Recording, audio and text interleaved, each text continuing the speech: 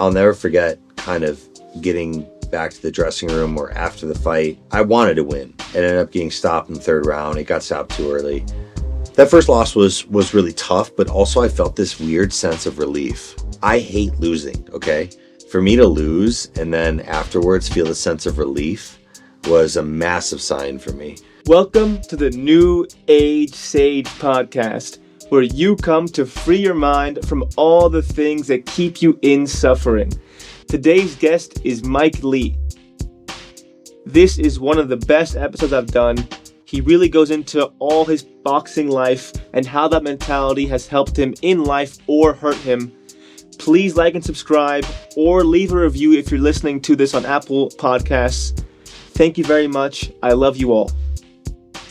Mike, welcome on the show. Thank you for having me. You've got an incredible studio here. This is dope. I appreciate it a lot. Thank you very much. Yeah. It's an honor having you here. Thank you. I wanted to start on your transition from boxing to holistic healing.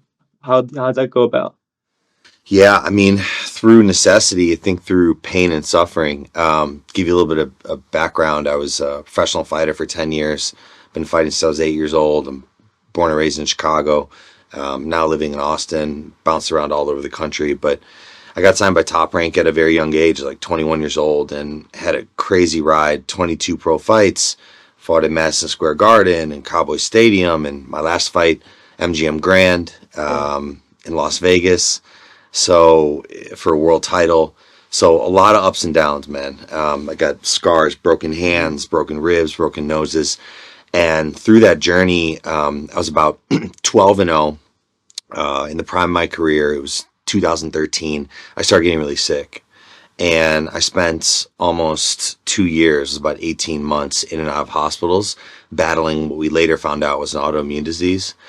And the tricky thing with autoimmune disease is often there's many other things attached to it. So I was diagnosed with ankylosing spondylitis, which is affects the back and has to do with inflammation and bamboo spine in the back, but I also was diagnosed with lupus and Lyme, and it's just all these things started trickling on me. So I went down this really dark path of depression and anxiety, and at one point on 8 different medications, and wondering if I'll ever get back in the ring. I mean, I literally remember at one stint, I got really sick and my immune system shut down. I was in the hospital, laying in a hospital bed, and I was like 10 days in, and I was looking up on TV, and I saw my Subway commercial on TV. I did a bunch of the Subway sandwich commercials with some of the athletes.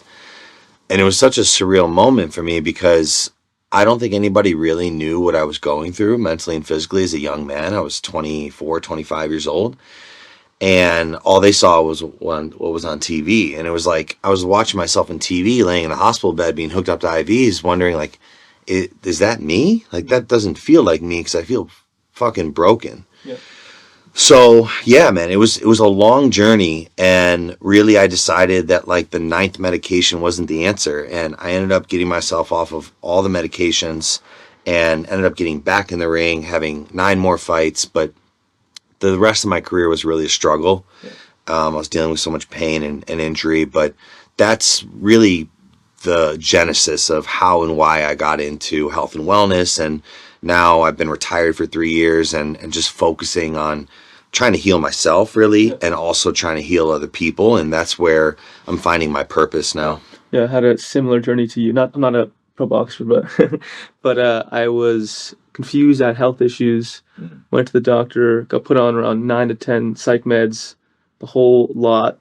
Didn't ask me, hey, what are you eating? What are your habits? It was just straight to, like, I'm a robot with a broken line of code.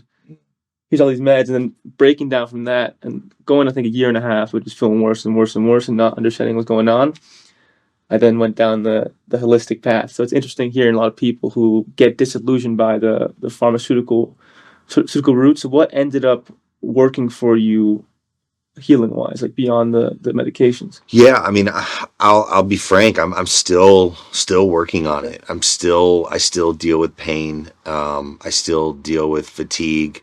I'm working through autoimmune issues, but to go from hospital beds to back in the ring and where I am now today, it was a handful of things. It was never one individual thing. And, my sister and I started a CBD company, and I think CBD was something that helped me, for instance, to get off my anti-anxiety medications and start to help with inflammation.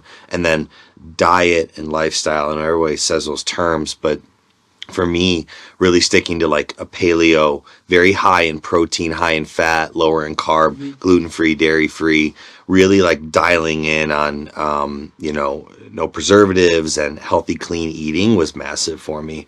That really changed my mindset on things. And then really, my fight or flight. I mean, I used to punch people in the face for a living. Like, I was the definition of fight or flight. And even today, I got to try to get out of that and get into the parasympathetic. So diving into breath work, just did a breath work session on Sunday and learning about meditation and just learning these little cues like box breathing was pretty wild for me. And it started to bring me from sympathetic into parasympathetic. And I think that, through all this learning and reading and digesting and having access to these incredible doctors and healers, I've really learned that you're not going to heal unless you're out of that fight or flight. And it's easy to say, tough to do, because I still am in it sometimes. It's just a tough, natural thing to be out of. So once I started to get into a little more parasympathetic, like for instance, after sparring sessions, I would literally sit and do like breath work and visualization. And it was things like that started slowly chipping away. So I wish I could say it was like CBD or like I started eating broccoli and like my life changed, but it's like it's constantly ever flowing and like figuring out what fits now. And I'm 35 now, so it's different than what worked for me at 25. What triggers you now into the sympathetic state? I think stress. I'm at an interesting point in my life where I am constantly searching for purpose, and my entire identity was around boxing. That's how I was known as an athlete, and it's how I received love. It's how I felt love for myself. And so for professional athletes or maybe guys in the military, when that's your community and that's your purpose, and you're literally with your brothers and you're risking your life on such a huge stage. I mean, like I said, Madison Square Garden, I jumped on the ropes for 20,000 people, and it's almost like, did I peak at 32 years old when I retired? And so what triggers me is throwing me into that fight or flight again and stress. And I think that I'm constantly working on like, okay, I'm never going to have boxing again. That's fine. But what is the next thing that I can do that's not damaging to my body?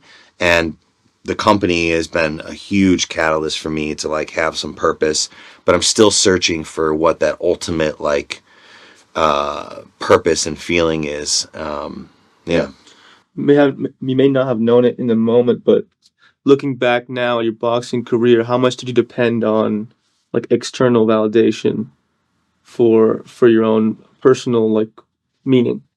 Massively. It's incredible when you're in your career. And granted, I was living in LA, training in LA. You have movie stars, movie directors that I was around, became close with, would text me before fights. When you retire and that's done for the most part, like they're not texting you anymore. And granted, like maybe that doesn't always happen, but like when I had a big fight on ESPN or a fight on, my title fight on pay-per-view, like your phone's blowing up. You're feeling the love. And granted, those people, they want to support you. So there's nothing wrong with that. But what they're not there for is the moment you're in the hospital till 4 a.m. afterwards, or a week later when you're still on pain meds and you're crawling to the bathroom because you broke your rib. No one's there anymore. Like the lights are gone, the camera's gone, you're not at a press conference, and that's lonely fucking time. It's a really lonely time for fighters. And, I was constantly searching, and maybe probably still am, some sort of external validation. And I think now at 35, I'm finally like, wow, I need the internal validation. Like I was seeking validation from wins, 19-0, 20-0. I was like, I'm the man. Like I'm top 5 in the world. Number 3, I'm a fight for a world title. And then I got there and I was never more unhappy. I was just like never more unsatisfied. And so, yeah, that's a constant struggle, but especially being in the limelight. Why were you so unsatisfied? I think it's a good question. I think I was unsatisfied when I got to the world title because I was in so much pain mentally and physically. At that point, every fight was so tough to get through. Every fight camp was so tough with all the autoimmune issues. And so I felt like I was lying. So, for instance, the last fight, you have a big press conference, weigh-ins, there's thousands of people there, and you're up on stage, and as a fighter, you can't show vulnerability, really. And I was like, I'm excited for this fight, I'm ready to go, but deep down inside, like, my back was hurting, my head was hurting, I was depressed, like, the autoimmunity really was taking a toll on me. So I'm telling the world one thing, and inside I'm feeling something else. And I think that lack of like congruency, or like, I guess, honesty really started to eat at me. And so I was like smiling for the cameras, but inside not happy. And that's when I knew. I was like, I knew before that fight, I was like, you have to be done. Like, you have to retire. And you're never going to win a fight if you're in that mindset. It's just, you're misleveraged, you know? Were you always aware of that, or did it just come in that moment?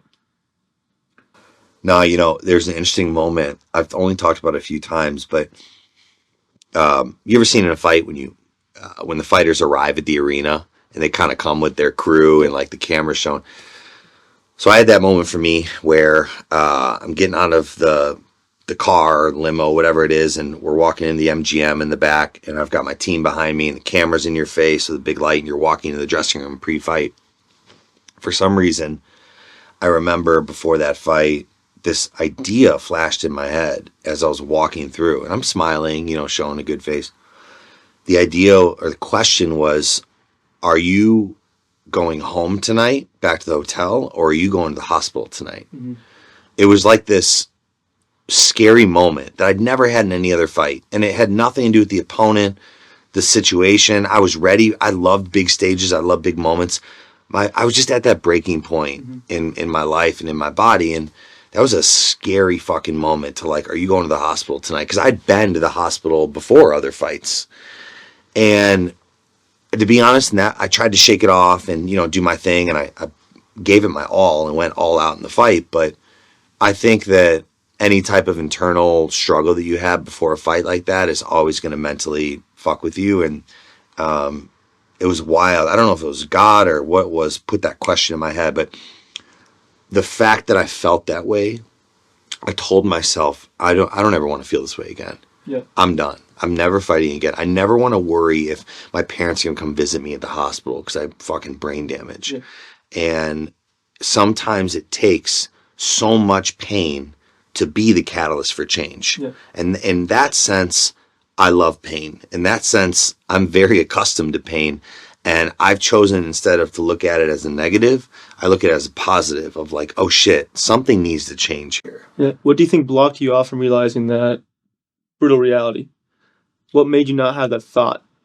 What took so long? Yeah, what took so long? I wanted to be loved. I wanted acceptance. I had no idea what I would do afterwards. So I think that, my father was a big figure in my life, and I was always searching for his love, and he was pushing me in the sport more and more. And I felt that if I retired, he wouldn't love me and people wouldn't love me, and what would I do? And at that point, it's not about money. It's, it's about purpose and identity. And so I was scared of the unknown, I think. I was scared ultimately of not being like loved and appreciated, not from an ego standpoint, just from a personal standpoint, So yeah, I think that's what kept me going. I mean, to be honest, I probably had 5 too many fights, or maybe when I got sick, maybe 9 too many fights in terms of like, I should have retired even earlier. Just because I was like doing it for the wrong reasons, I guess. When did that start? If you go back to maybe a point in your childhood where you realized, ooh, I can get the love that I desire from this fighting game. Yeah, it starts really young. My dad, my dad had me when they brought me home from the hospital, they threw a basketball and a baseball, or I'm sorry, a basketball and a football, stuffed football in the crib next to me. So like, my dad was pushing me towards that. I was 5 years old, we'd be out 7 years old, 9 years old, like all the time throughout young childhood. I'd be out in the backyard and we'd be playing catch, and he'd be doing drills with me, and I was playing in travel leagues. I was in this sport, that sport. They brought me to the boxing gym. So I just inherently knew from an early age that if you win shit, if you accomplish something, you receive love, right? Mm-hmm. That ideology ended up dictating the rest of my life. It's in a positive note, it's how I became one of the best fighters in the world. On a negative note, it's how I attached my own self-love, was external forces and accomplishing things versus just getting unconditional love for being who you are. So I will say that just recognizing that is important, A, and B, if I ever have kids, I know that I'll treat them differently and try to come at it from an unconditional versus loving them when they win. Yeah. And not to be harsh on my parents, it's just the nature of life, you know? Yeah. And they did the best with the tools they had, and I'm going to now do the best with the tools I had, and yeah. I was the same way. It wasn't fighting, but it was kind of like academics. It was being smart. Like I only felt worthy of love if I was the smartest kid in the room. And I'm not realizing that, you know, I take the good, right? I take that it makes me motivated to work hard and do all these things. And I also logically understand that it's going to end up killing me from the stress, from all the pressure. What's the space now where you logically understand what's going on, but your body may not be there yet? How are you managing that? I mean, I will say you're wildly ahead of the curve at 24 years old, though. For you to have that type of self-awareness is extremely rare, and some people never get it. So you should pat yourself on the back for that, because that takes a long time, and I wish I had that at 24 versus now. But sorry, what was your question again? It was that I think in healing, right? Yeah. The way it works in my experience is that you logically understand something, right? Mm-hmm. That like, oh, okay, I'm reaching out for love in ways that isn't internal. But then the body, the historical body who's been the same way since a kid is like still like not there. So the mind, the logical idea, the emotional body like this. Mm-hmm. So are you like that? Are you more like this now? Like, what's the journey in getting here if you're not there? I'm not quite there. I don't know if I'll ever be there. I've done, a handful of things that I feel like have gotten me into my body. I've had some wild plant medicine journeys, that I think have really shifted my mindset. As I mentioned, I've tried all these like breath work and different modalities that do help. But you're right. There is a disconnect for me a little bit sometimes when it comes to logically, I know what I need and what I need to do. But I keep working hard and I keep pushing myself too hard, even post-retirement, because it's like so innate in me. Mm-hmm. It's so innate in me to work hard and accomplish things and try to achieve. And sometimes it ends up being my own worst enemy. So there is a disconnect with that a little bit still, but it's so much better than what it was, man. Like, I am able to relax. Tell me the ugly. Like, what was the ugliest in that space for you at a certain period of time? In terms of what? The disconnect or? Yeah, disconnect or like just like really needing that external validation. At a point where you realize like, fuck, this is really hurting me. Like the moment, like often because it takes the ugly moment to realize what's going on. So what was that moment where you're like, oh man, like I really cannot be reaching out for this external love or sense of meaning anymore. Yeah, I realized it early in my career, but unfortunately didn't do anything about it until years later. And it just kept perpetually happening. But what would happen to me, as soon as you said that, I had a flashback of sitting in my place in Houston, Texas, when that's where I started my career. And I was like a week out of a fight. I think I just fought at Madison Square Garden, actually. And I was depressed. I was on the phone with my dad, depressed. I was on Lexapro, an SSRI. I've been on it. No good. It was no good for me. Yeah. I was just depressed. And it was like, why am I depressed? I'm undefeated. I just landed a huge deal with Subway and Super Bowl commercials and, national commercials. I just fought at Madison Square Garden and got a knockout. And it was because I was striving so much for that external validation. And after fights, I would get depression. And I kind of realized over and over, it kept happening to where the buildup would be great. I get all this like buzz and people love me. And then I have the fight. And then a week or two later, if there wasn't a fight already scheduled or whatever, I was depressed. I had time on my hands. I had a check. I was young, making money. I would travel, but like I was just depressed. And so I think that as soon as you said that, like that's the thing that triggered for me, was kind of like that roller coaster. And like those moments is when I recognized it, but unfortunately wasn't mature enough or strong enough to make a decision to change that. So it just kept happening over and over. Did the psychological tools you learned to be a good boxer help you in those moments in any way? Like, how did that transfer to reality? Did it help you? Did it hurt you? Like, how did that work? I'm a fucking fighter. Like, that's how it helped me. Like, I've had depression. I've had occasional thoughts of suicide during the worst times. Like, I've had really dark days, and I've gotten knocked down in the ring in front of thousands of people and gotten back up multiple times and won fights. Like, you're gonna have to kill me to get rid of me. And so how that mentality helped me was being sick. Like, I fucking refuse to believe that this will take over my life and that I will be sick. And that's the mindset that I had even in the hospital. And granted, there were times when I was down. I'm not saying I've always been, mind is always really strong, but point blank, boxing at a young age taught me that you get knocked down 7 times, you get back up 8. And I think when you think about healing and chronic illness and that journey, you have to have that mindset. You have to have that mindset that I'm going to get better. You have to have that hope. And even when you get knocked down again after you have some momentum, you got to fucking get back up, because the only way you progress and the only way you start healing and moving forward is if you get back up and learn from getting knocked down. So I do think boxing was a blessing for me, because on a major scale, literally and figuratively, I've been getting punched in the face and knocked down, and I've been got back up every time, and I'm still here. So that's what I'm trying to constantly tell myself and tell people. What does emotionally getting back up look like? For me, emotionally getting back up is smiling, is having fun. I've always been someone that, like, I always say fake it till you make it. So before every single fight, I would always watch like comedies and bloopers, and even at night, like, to wind down. I'm never one of those things. Funny, my girlfriend makes fun of me because she wants to watch like crime thrillers or all girls do. I don't get it. Yeah, or like horror movies.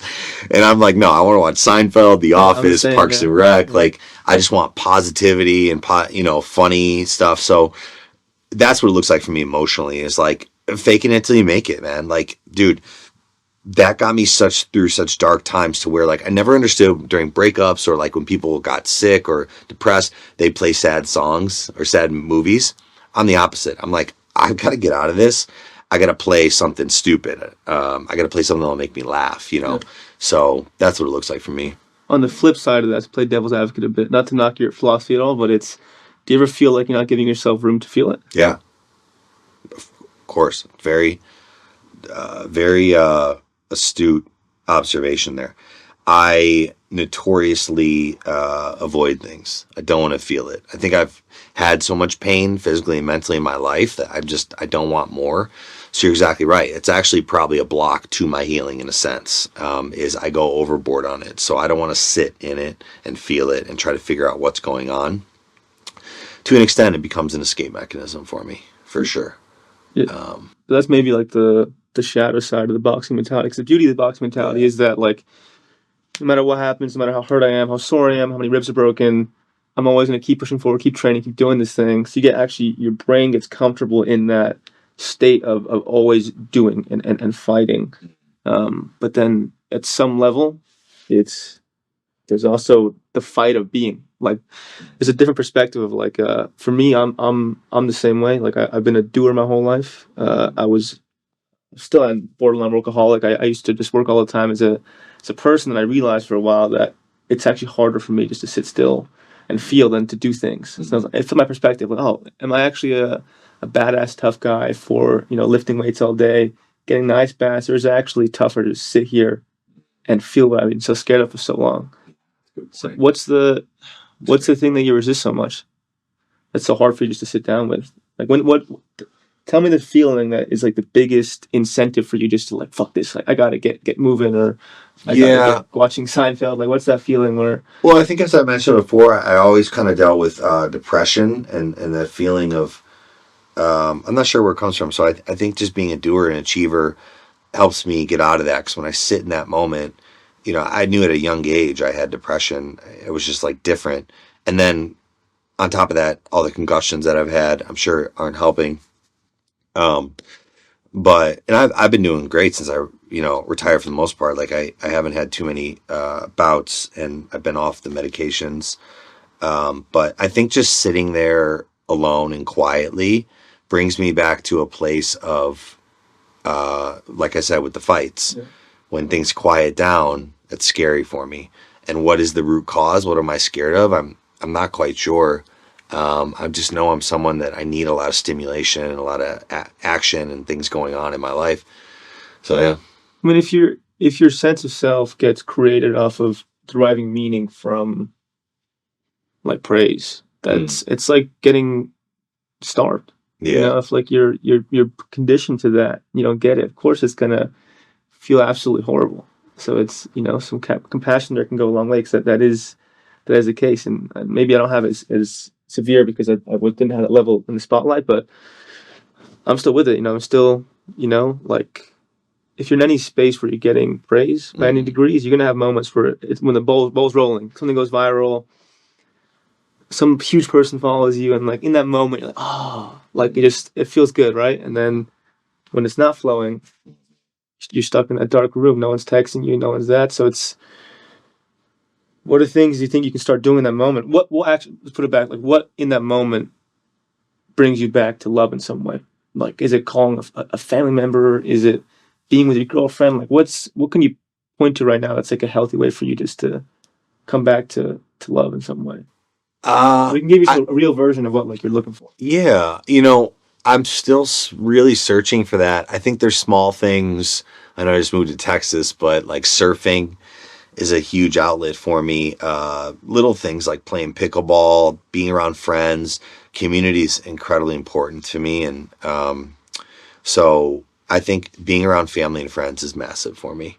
It helps me not feel isolated, helps me connect with other people. I've always been that guy that had a bunch of guy friends and, give each other shit and you work out together, but you support each other and you just kind of, I've been in that mix for a while as an athlete. So that's comfort for me and that really helps me.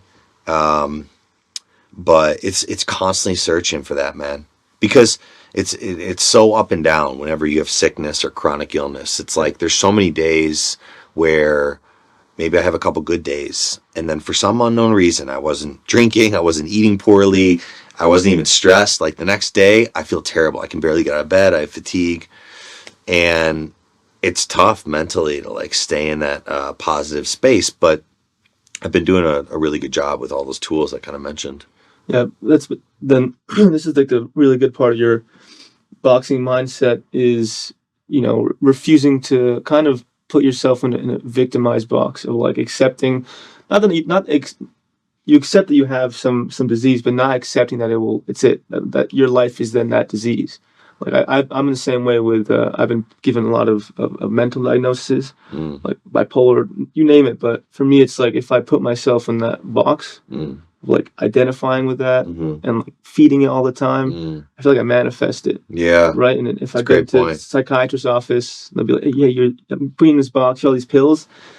I just can't. I can't put myself in that box. Not that I'm denying it or fighting it. Is that I can't believe in putting myself in that box. How does that work for you? Yeah. Like when you're in that moment, do you think similarly? We have so many similarities, man. As you talk, it's incredible. I can tell we've gone through like a similar journey in that sense, to where you don't want to be ignorant to it, but at the same time, you don't want to like feed it, like feed the monster, right? So it's tough. Like, doctors tell me and we take blood tests and I've got this biomarker, or I've got, these markers that tell me that I have X, Y, and Z. Like, you do have to listen to it. But if you ruminate on it and constantly think about it, that's why like I never ascribe to like astrology that much, because I feel like sometimes people are like, oh, well, I'm a Cancer, what are you going to do? And it's kind of the same thing. Stuff. You manifest it. And it's kind of the same thing with illness. Like, you just make excuses for yourself, or, oh, I'm like this. But you're exactly right. It's an interesting balance for people to where you need to be a realist, but also kind of detach yourself from it, because Western medicine is so quick to put a quick label on it. Yeah. I mean, dude, for me at 25 years old to be on 8 different medications, it's insane. Yeah. I was one of the best athletes in the world. Like, there's so much more that needed to be looked into. And I didn't know about functional medicine, holistic medicine. I went to all these top doctors all over the country, and it was pills, surgeries, them telling me I need to go see a psychiatrist. And so anyway, I still, you can, I feel the anger. So yeah, I still have it's anger what I think. towards it. I'm the same way. Like Yeah. for me, it almost killed me because I think was it a combination of health or just like psychiatric medications too? Was it just health ones? I mean, it was health, it was, anti-anxiety meds and then antidepressants. So I don't know if So you it's the whole classify that as yeah, it was psychiatric. the whole mixed bag. Yeah, mine Yeah. I was put on I think like eight. I was put on 8 psychiatric medications. Really? So I was put on like a bunch of antidepressants, a bunch of ADHD medications. I was put on mood stabilizers. I was put on anti-anxiety meds. I was put on all that at once. And then I'd call and say, "Hey, I'm getting suicidal." Yeah. Yeah. Like there are weeks in my there's like a month of my life where I did, every thought I had was to kill myself just from the side effects of medication. I'd call Wow. and I'd say, "Hey, like what the fuck's going on?" You're saying, "Hey, like it's just like medication working itself out. I'll increase the dose, right?" So they kept increasing the doses until thank fucking God at one point I was like, "Fuck this!" And I just threw them all out. It was, I mean, that was also the worst week of my life, but on the other side of that, I was like, "Fuck." Like so, I share the anger with you. It's fucked up because so many people like don't escape that, and they perceive that's reality because that's what science says. That like Yeah. the science, my doctor, the hospital is saying I should take all these pills, and they're in this Yeah. fucking they're in that space we escape for their whole fucking life. Yeah. No, I agree. And it's a tough spot because some of those pills do help people. For sure, It's, I'm not denying that, but yeah. it is.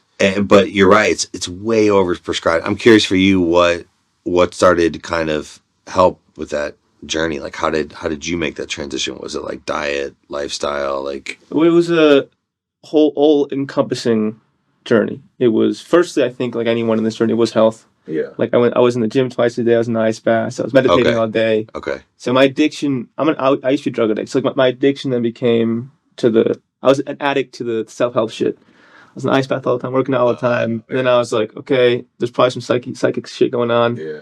I did all the shadow work. That was for about a year. I was like intensely doing shadow work, which is like realizing the trauma and parts of me I didn't want to see that were affecting my life unconsciously. Okay. And then those came to light. And then I started going on a more spiritual journey. Once I covered that, then I went to the spiritual side of things, which then really lifted me out of it. So yeah, it's a combination of health, psychiatric like shadow integration, and spiritual like hygiene. I'd say that those three things. It's constant. Every day is a constant journey. Yeah, but that was my kind of approach. Yeah. Yeah. It definitely needs to be some type of like holistic approach, and not one size fits all. And I think it's just you're picking up. I always say this analogy: you pick up rocks and turn them over. And I'm constantly picking up this rock and trying it out and turning it over, right? And low risk, high reward solutions. And it's really kind of what I live my life by now. I mean, I currently have Lyme disease, or at least I was diagnosed with it, and I'm on a protocol right now, and so it's one of those things where we're trying a bunch of stuff. That and sucks. I know it's I had it. Sucks. you had it too. Yeah, I have fatigue. I have chronic like pain. I get a bunch of brain fog. I'll get dizzy. It's not fun sometimes. And I'm trying to run this company. We've got this company with all these employees. It becomes tough, but I trust the process, and I'm constantly turning over rocks and trying out new things, and going down that route. Yeah. Are you the kind of person that can look back at, because I can look back at that time, right? Even though it fucking sucked, I can look back and say, that had to happen. Like, I needed to experience that to be good at what I do now. Do you have that mentality where, like, you can look back at those moments of you experiencing all those things? Is it hard for you to get there, or can you get there looking back and, like, I feel like that had to happen for my journey for some reason? I can get there a lot. I think that I've always kind of said this phrase that pain is a gift, and it's not a novel phrase by any means, but it is very true for me in terms of my life having physical and mental pain and scars on my body. And I think that, as I mentioned earlier, pain is an incredible gift because it ends up being the catalyst for change that you need, right? So I am able to look at those moments and be grateful for them and just understand it is what it is. And those things happen now led to something more beautiful in my life. It's interesting. I've done speaking engagements before where I've said this exact same message and asked people in the audience, give me an example of a moment that was extremely painful for you, a sickness, a breakup, a death in the family, whatever it was, that ended up leading to something beautiful. And so often you find that people that go through that end up having the greatest moments of their life as a result of it. Maybe it wasn't the next day or a year later or even 10 years later, but for me, all that pain led me to starting Soul CBD, this company that we've helped thousands of people. And now this pain has caused me to help other people and lead into this whole new world of health and mindset and self-reflection and really my own healing. And that never would have happened if I kind of just kept on this journey. I would have been, I'm such a different human now after, being diagnosed with all these autoimmune diseases and having chronic illness. But it's made me such a stronger, more resilient person. So the pain is a gift. I really do believe that. It's not easy to recognize that in the moment, Exactly. I was going to say that next is that when you're really in it, when you're in the fucking low, the hardest point, it's so fucking hard to zoom out. But you can't, but I realized that the only way through is to zoom out. Like, feel what you feel in that moment, but in that, like, the pit of the abyss, like, I really believe the only way through is to fully zoom out and just really understand that this is just part of my hero's journey. That this is, maybe he helped you as an athlete. Like, you can refer it back to, like, day 5 of training camp, some big sparring partner comes, just like, fuck, like, this shit sucks. But you just zoom out and, like, this will lead to a win. In the inner work, is that when you're, that big sparring partner becomes your trauma, becomes your darkness, that going up against that, horrible in the moment, but if you zoom out long enough, you wait long enough, you'll really see that it's worth it. Let me say that now, I still struggle with it. I still struggle with being at that low point. Right. So, what was? Take me back to your first loss. How was handling that after? Well, what's interesting is my first and only loss was my last fight, and I'll never forget kind of getting back to the dressing room or after the fight. I wanted to win, and it ended up getting stopped in the 3rd round. It got stopped too early, in my opinion, but the ref did what he had to do because I got knocked down a few times, but I was still pushing forward. I was fine. They were flash knockdowns, but that first loss was really tough, but also I felt this weird sense of relief. Like, I hate losing, okay? And so I'm so competitive in everything. And obviously, and I got to 21-0, and for me to lose and then afterwards feel a sense of relief was a massive sign for me. I was obviously sad, disappointed. I felt like I let people down. I wanted to win a world title and all those things. But I felt relief that, like, okay, it's like, I don't have to do this anymore. I don't have to cause more pain to my body anymore. Like, I'm making this choice. And so, yeah, it was a weird sense of sadness and also relief that I'll never forget. It's interesting because I think most people in that position would just be in a perpetual state of devastation. So I can hear in you there's some, like, but there's also this, like, relief, this beautiful relief of, like, what's the biggest relief? Is it just you realizing that, like, okay, I can now finally start this journey of healing, that I don't have this barricade, or is it more so that just, like, a pressure lifted? Like, what actually was the mass relief? Yeah, this is like a free therapy session right now, because I've never been asked that question or really thought about it. But as I think about what that relief was after losing that world title, I think it was that I didn't have to go through that process anymore that caused my body and mind so much pain.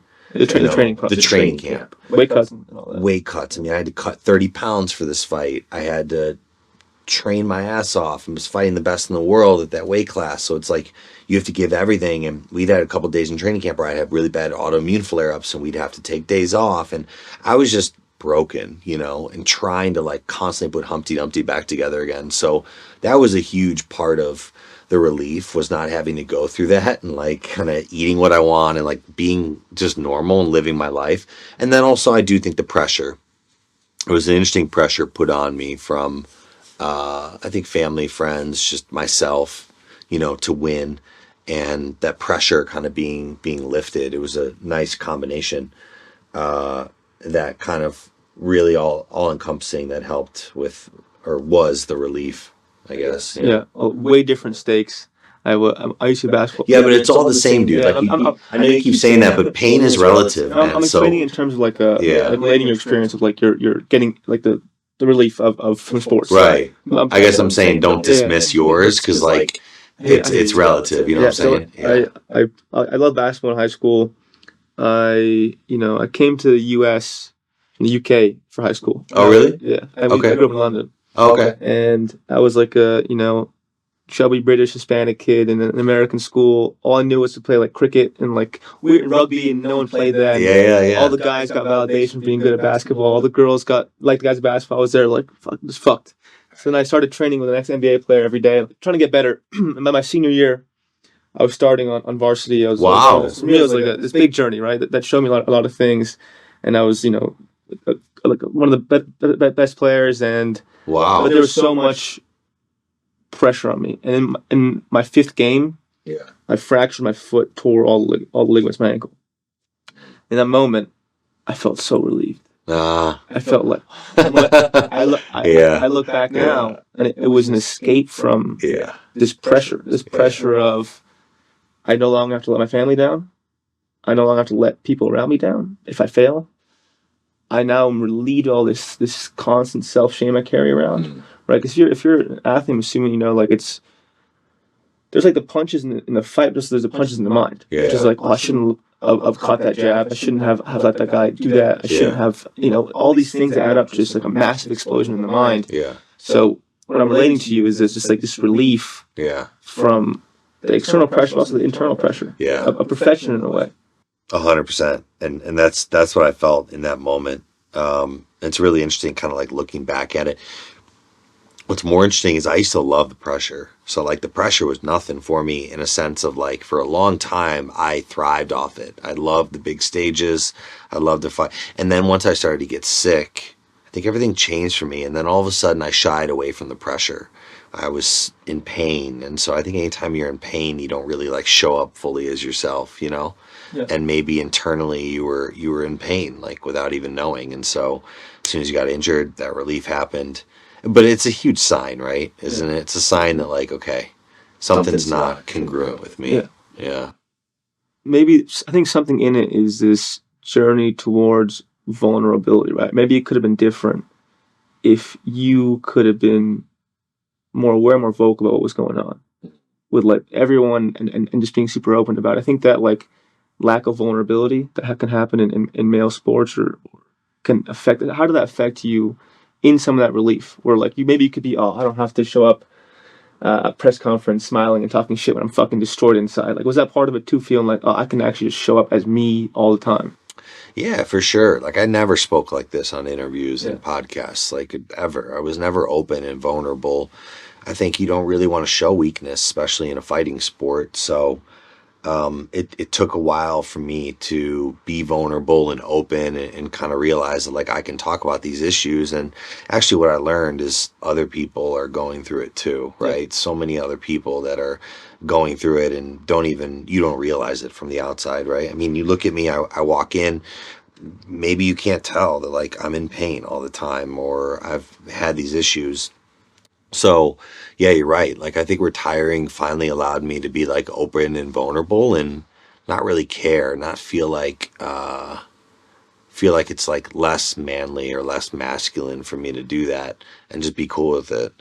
Yeah.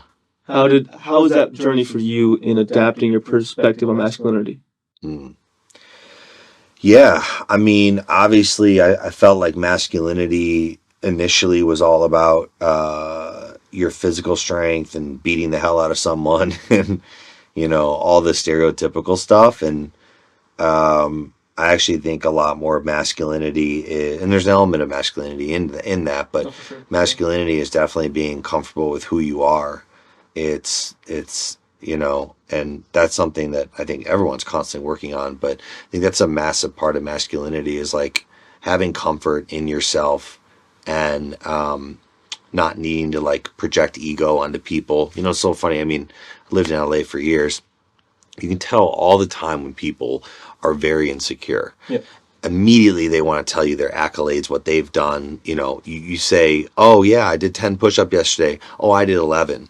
And you can just feel that insecurity. And then you end up meeting people that are incredibly just like comfortable in their own skin and what I consider masculine. Stefano's kind of being one of them. Yeah. And they don't need to do that. They can just kind of sit and be them, and they're comfortable with it. And so I think I still work on that, and I'm learning that's a big part of masculinity as well, or the masculine energy, I guess, whether you're male or female or whatever. Yeah, I've definitely discovered that too. It's just, I mean, even beyond masculinity, it's just painful, just not feeling like you can show up as yourself. Just like It is. like it really fucking sucks. It Just to is. feel like you have to, there's a surface level of it, which is like, oh, I have to like put on this persona, but then the deeper level is that underneath you think you can only get love for that persona, right? As you said that, something kind of popped in my head in terms of like I'm an empath, and I'm incredible. Yeah. I feel people, and I think that I throughout my entire career was doing something that was not it was hurting me as an empath. I was hurting other people. How's that? Like being out of people as an empath. It was fine in the moment because I think I was just masking it, and then I think that after a while it started to like really eat at me. Like I knocked some people out. I broke jaws. I broke noses. Like I had to hurt people, and they were trying to hurt me too. But as an empath, I think that really struggled for me. I don't think I should have become a boxer. Like I just happened to be good at it. I happen to be an athlete, and then I happen to realize, oh, if you win stuff, you beat people up, you win the amateurs, you're gonna get love, right? Yeah. But really deep down, I didn't need to be hurting people. So I think if I could rewind the clock, Let do me think. reframe that to maybe change the perspective a bit. I saw a quote. I thought we said it, but it was like, "You don't know how much violence it took to become this gentle." So it's like I've never heard that, and that is a phenomenal quote. Do you know who said that? I don't know, but I saw it somewhere. I'll put it in the show notes. But it's like maybe like looking back at that time, I shouldn't have been a boxer. But maybe you had to get that fucking violent to become the man you're trying to become now. I never knew how violent I needed to be to become gentle. Something like that. Yeah. Yeah, Like I don't know how much I love how much that. violence it took to become. You don't know how much violence it took to become this gentle. Yeah, yeah. I That's really Unpack that a interesting. bit. Why does that hit you?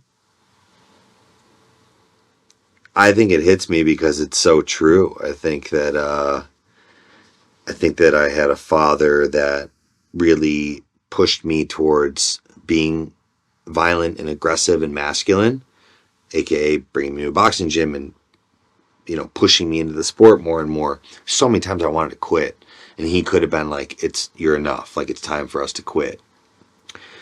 And I'm not putting it all on him by any means, but it took all that violence for me. I mean, I had a fight, I broke my rib in the second round, I went 8 more rounds.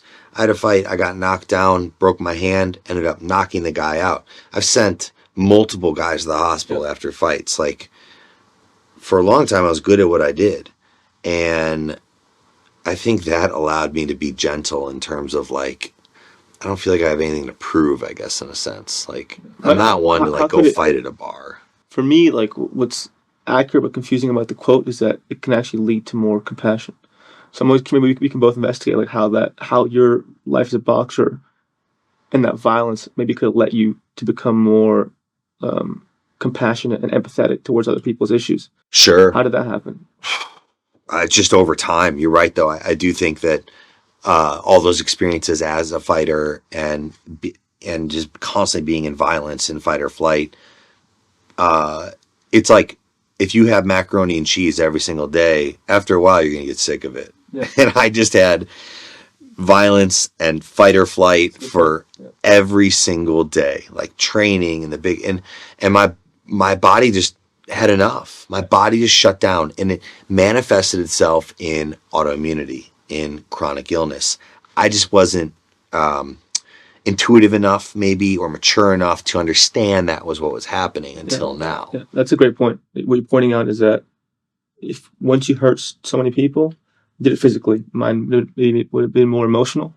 If you hurt so many people and you see the causes, over time it can lead you to be like the opposite of that. That like I can't do like I cannot do this shit anymore. Like I just like I know what it feels like to hurt someone so bad. I don't want to do that, and that can lead to a higher level of compassion. For sure. For sure. I mean, when you're in the moment, you're not quite thinking about that. I mean, there's definitely been fights where I've thought like the ref needs to stop this, like I'm hitting the guy too much. But in the moment, all you're thinking about is survival and winning. It's so primal. But after you sit back and it's the weeks or months after a fight in those lonely kind of quiet times, you're definitely thinking about it. I mean more so emotionally. Yeah, Like so I think if we equate punching to like a verbal sure, insult or an assault, sure. you can now be like, I can't do this anymore. I can't like land that knockout blow metaphorically. Mhm. Maybe in your relationship, like Yeah. with your girlfriend or saying like, okay, I can't yell at you. I can't like. How has that been that way for you? Where you kind of have the flashback of like knocking someone down. You're like, I can't do that right now. Like I'd rather just be softer and kinder. Yeah, I think naturally I am somewhat kind of soft and kind now outside already. So like I'm not one to like blow up if I get in a fight with my girlfriend or other people or something like that. No anger anywhere usually. Like no aggression. That's interesting. It's interesting. I don't. So maybe you really shouldn't have been a boxer. That's what I'm saying. Like I don't really, man. Like I'm not the stereotypical like I don't really fight. When we fight, we like I don't yell, and maybe it's not a good thing. I'm not saying it's healthy or not. I'm one to push shit under the rug, not say something, whether it's anybody, a relation, any type of relationship I'm in. I'm not one. No one would say of me that I like explode or I have a short temper and all that. And so yeah, maybe I shouldn't have been a boxer because I think deep down I am an empathetic, kind of gentle person. I just also I didn't love fighting. I loved competition. Mm-hmm. I loved winning. I loved preparing. I loved the process. I loved competing at a big level, at a world stage level. But I didn't like fighting. Mm-hmm.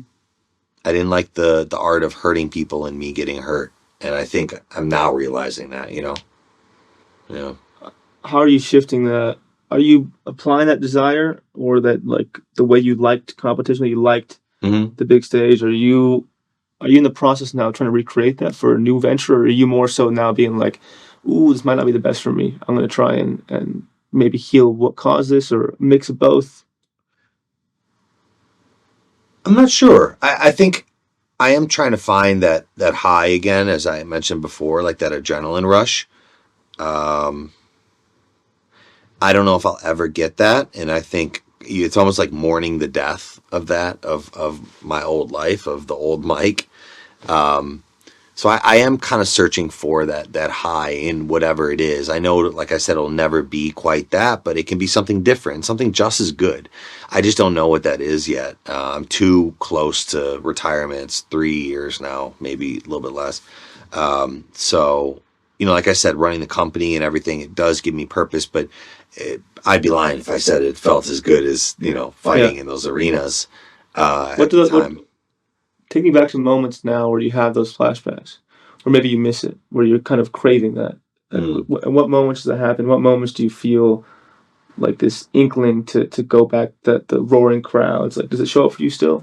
Yeah, it'll show up for sure. It shows up in moments that I feel like maybe I had a really long day of just work and grinding for the company and not feeling like I really made a big difference. Mm-hmm. I think I want to constantly achieve and constantly make a big difference. And, we're entirely remote with my team and what I do. And so it's Zoom calls and Gmail calls like all day and Slack and emails. And it's not quite the same sense of accomplishment for me, if I'm being honest.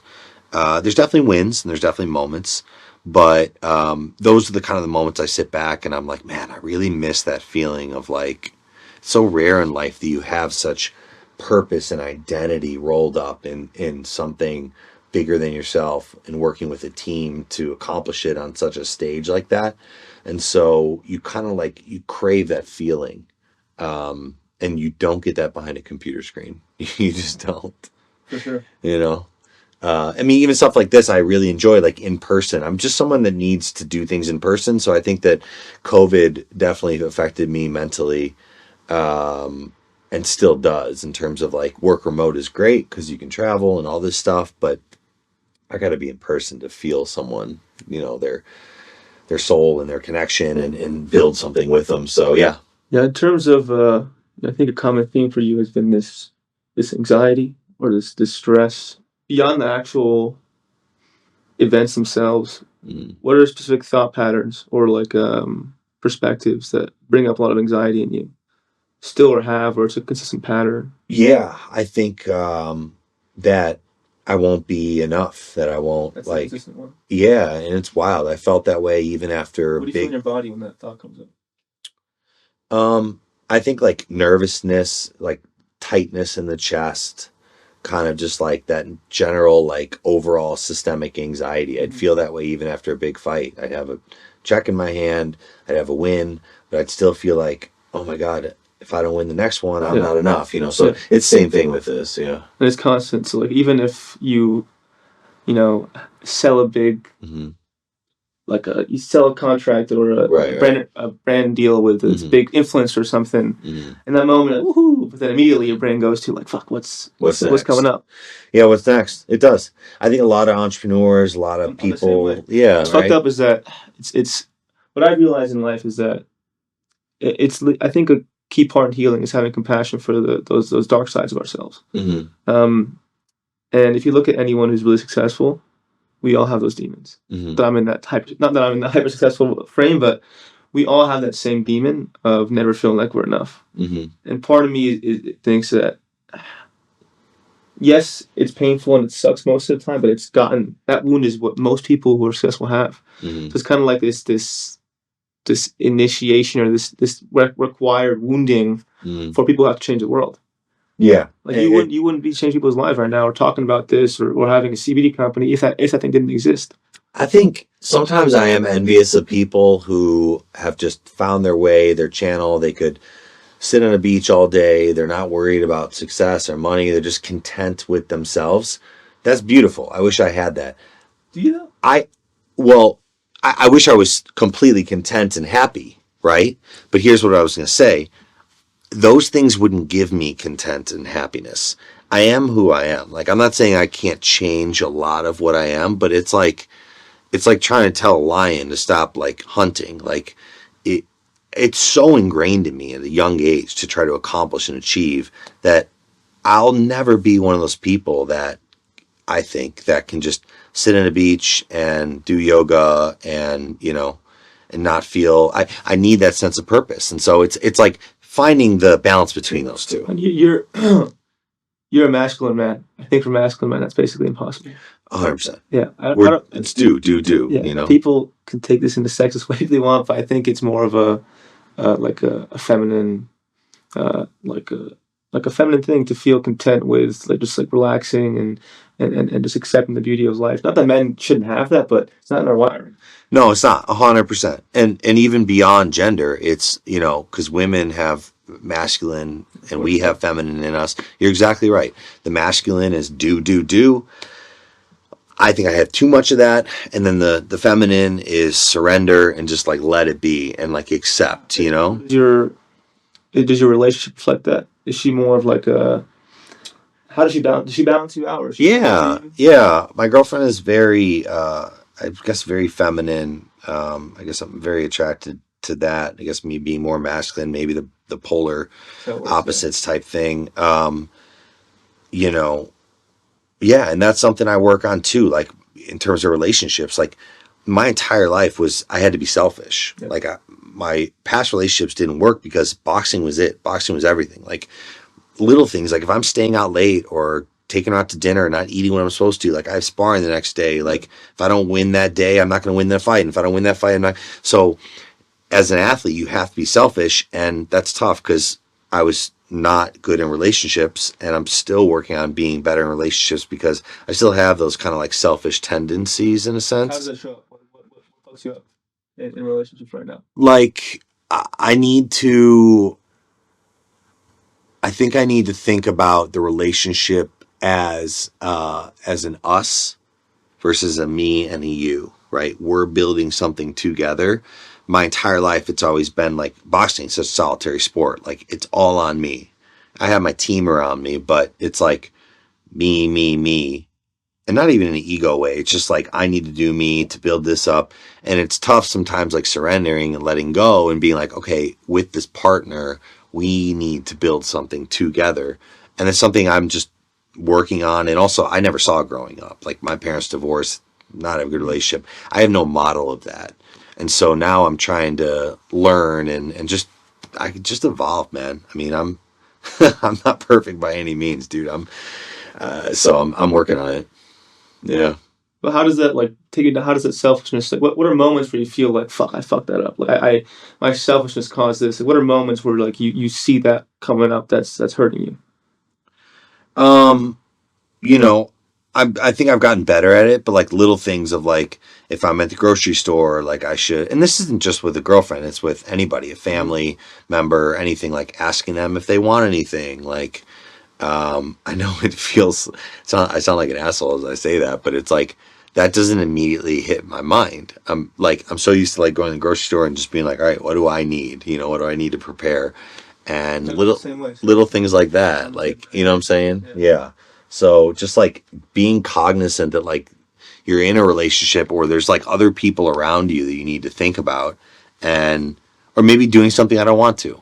Like maybe she wants to go to the movies and I want to go play pickleball, and like being like okay and not pouting about it, you know, if I don't want to do that. Just like being more selfless is something I think I'm working on. Yeah, it's such a, I'm trying to pick apart things that would transfer from boxing, but it seems that you don't have any, like you keep repeating it, you just don't have any of the shadow tendencies from boxing. So you hear most boxers in a relationship, they get aggressive, like they're super controlling, or there's things, but for you, it's just like, that's why it's so shocking and beautiful to hear that those things that you're dealing with, like shit I deal with, you know. Yeah. No, I was always different. I think in terms of the fighting sports. Although, yeah, I mean, it's just interesting. It's like how you get into things and why you get into things and like why you started basketball or wanted to get into it. And it all comes down to you just want to be loved, man. You want to feel like you're enough and you want to be loved. We want to be seen, but our metric to be seen is not correct. That's kind of Yeah. how I see it. Yeah. And we just want to be validated. Like when I'm in that trigger moment of, you know, similar to you, like after a fight, dark hotel room, you're alone, no one's texting you. That can be applied to a lot of things in life and moments. Mm-hmm. But when I'm with someone and I feel seen Mm-hmm. and loved, or you know, if I'm being vulnerable and they see me, Mm-hmm. I forget about that stuff. Yeah. It doesn't even matter. Yeah. So I always think about that in those moments. It's like I'm trying to be seen in a way that doesn't even see me. Mm-hmm. How can I maybe shift this? Yeah. So maybe it's for you, it's thinking in that way. So if those triggers come up again, it's, you know, telling your partner or telling someone close to your guy friend, being like, "Hey, man, I'm experiencing this right now," and like feeling seen. Do you feel like that can shift things a little bit? In that? Yeah, and I think men especially are kind of like leaning into that a little bit more in terms of like we're so used to brushing stuff under the rug and not talking about our feelings, and especially how like our parents kind of were brought up of like don't show vulnerability. And I think now guys are learning that that's not good. And I mean, why do men have more heart attacks than women? Like women don't have heart attacks very often. It's like very fucking obvious. Yeah. And so I think men are starting to learn that they need to like let their emotions out a little bit. Otherwise, it's literally going to kill you. Yeah. Your thoughts manifested in a negative way are literally going to. What's the hardest part of you to show that you don't want people to see? Like, what do you find yourself not showing the most? We each have that in ourselves, I think. I think just general pain, like telling people I'm in pain or, you know, showing weakness, I guess. So admitting that I'm in pain, you know, I don't know, taking like I must have come back from, you know, putting on that poker face in boxing. Yeah, right? Like getting rocked and smiling, you know, it yes, comes from there. Yeah, 100%. Yeah, that's a part I have trouble with. I always feel like I'm complaining if I do complain, and I'm not. You know, people don't realize that it's like an invisible pain with autoimmunity and mental illness. Is like I deal with pain almost every day. Mm-hmm. And sometimes I need to tell people that, you know, hey, I can't take this call. I'm really struggling right now. Things like that. But I just power through. It's a big step for you considering your past. So good on you, man. Yeah.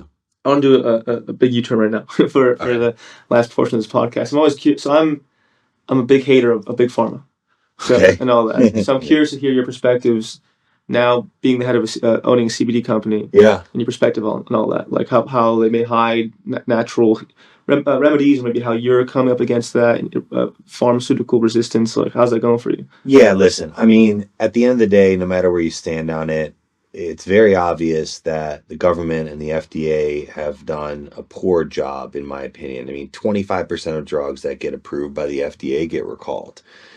25%, one in four. Wow. That's not okay. The FDA still has not regulated CBD, something that's shown in studies to have no liver toxicity, and you can't overdose on it.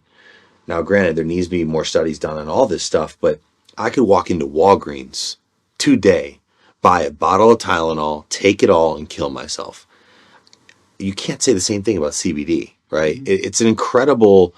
It comes from a plant, comes from hemp, right? And there's a bunch of different cannabinoids, and we can dive into that. But when it comes into big pharma, I think there's been some incredible medical advances in terms of like life or death and quick abortive things. But in terms of long-term chronic preventative, unfortunately you follow the money. And what used to be conspiracy theories is now reality.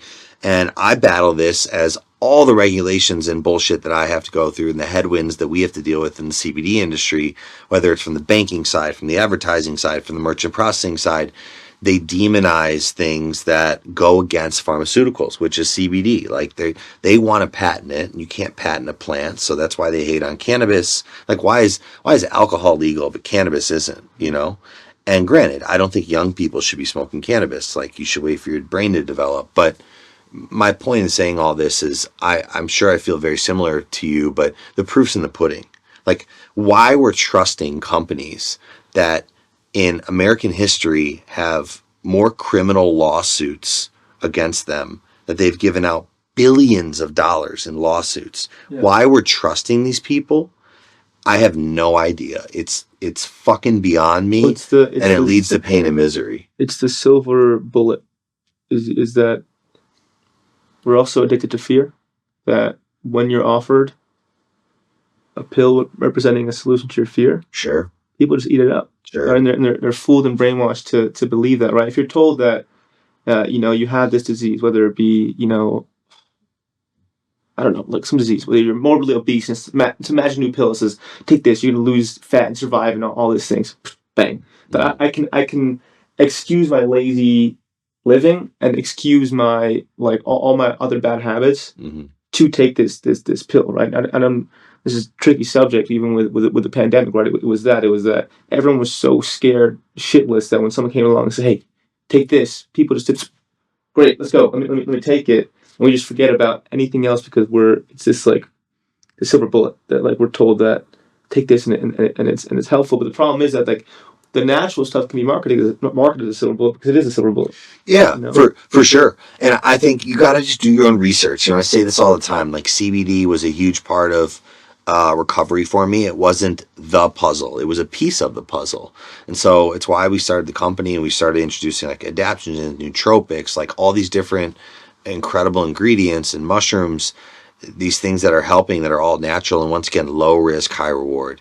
Like you can't say that about Lexapro or Humira or lorazepam or methotrexate or Vicodin or all this stuff that I was on. yeah, like for me, I'll openly say I take a psychiatric medication. I take one, but why I'm bringing that up is that it's me being vulnerable a bit, but it's also that I used to take a lot, and I also I tried months without it.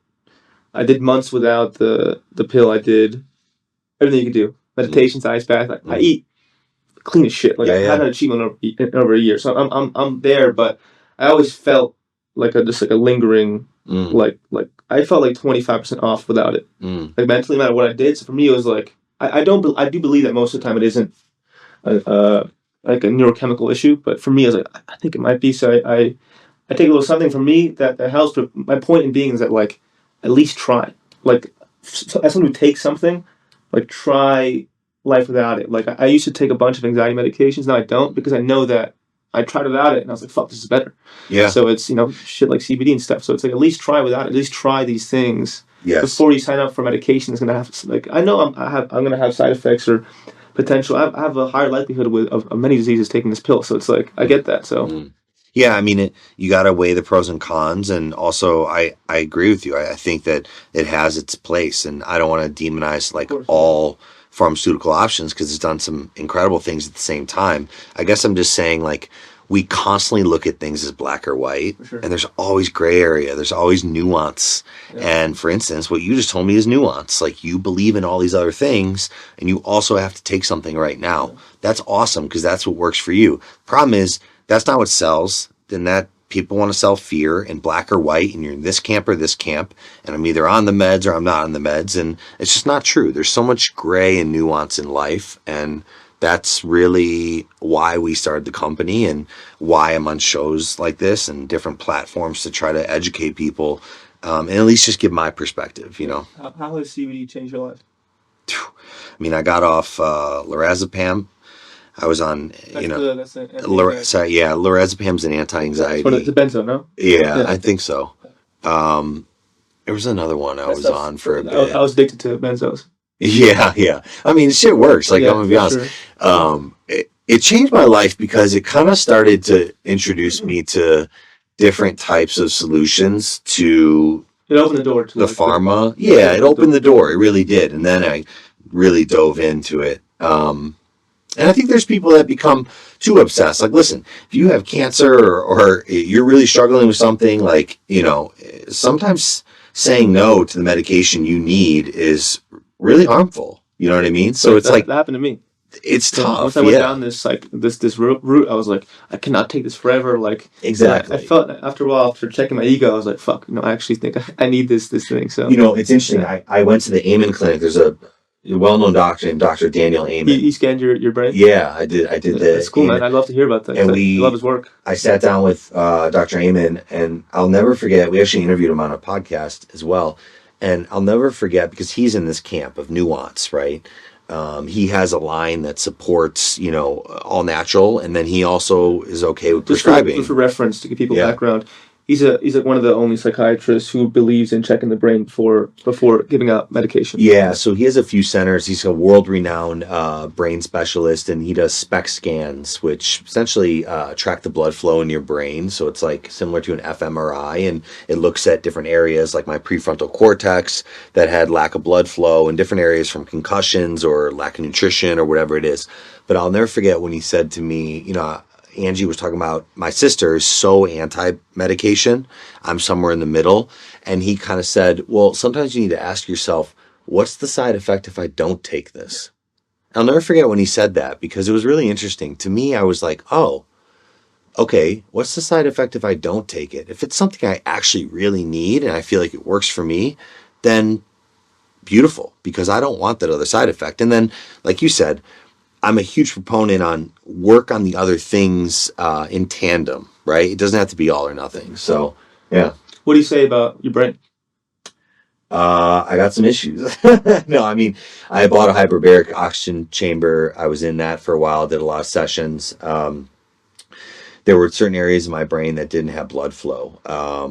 The prefrontal cortex, and obviously from getting hit, and there were a couple other. So boxing did some damage to your. Boxing did some damage, and it was interesting because it was almost like a psychic. Like I went through the whole brain scan, and he was like, there were moments where they were like, "Do you feel brain fog, or do you feel a certain way like this and like that?" And I was like, "Yeah, how do you know?"